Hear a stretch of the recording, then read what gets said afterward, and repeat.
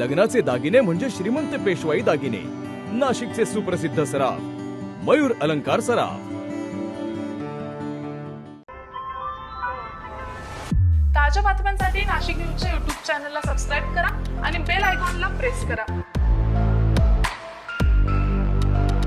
नाशिकमध्ये शासकीय कामात अडथळा आणण्याचा धक्कादायक प्रकार समोर आलेला आहे. मतदार पुनरीक्षण मोहिमेदरम्यान महिला BLOला धक्काबुक्की करत तिचा मोबाईल फोडल्याचा आरोप करण्यात आलाय.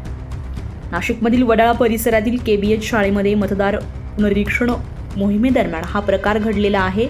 महिला BLO अर्ज वाटप आणि माहिती संकलनाचं काम करत असताना संशयित मायलेकीनं तिच्याशी वाद घालत धक्काबुक्की केल्याचा आरोप आहे. यावेळी संबंधितांनी BLOचा मोबाईल हिसकावून घेत जमिनीवर आपटून फोडल्याचंही समोर आलंय.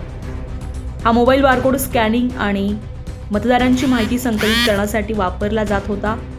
घटनेनंतर BLOनं तातडीने 112वर कॉल केला आणि पोलीस घटनास्थळी दाखल झालेत. या प्रकरणी इंदिरानगर पोलीस ठाण्यामध्ये मायलेकीविरुद्ध शासकीय कामात अडथळा आणल्याप्रकरणी गुन्हा दाखल करण्यात आलाय. पोलिसांकडून पुढील तपास सुरू आहे. शासकीय कामात अडथळा आणण्याच्या या घटनेमुळे प्रशासनात खळबळ उडाली आणि अशा प्रकरणांवर कठोर कारवाईची गरज पुन्हा एकदा अधोरेखित झाली आहे. संजय परमार, नाशिक न्यूज, नाशिक.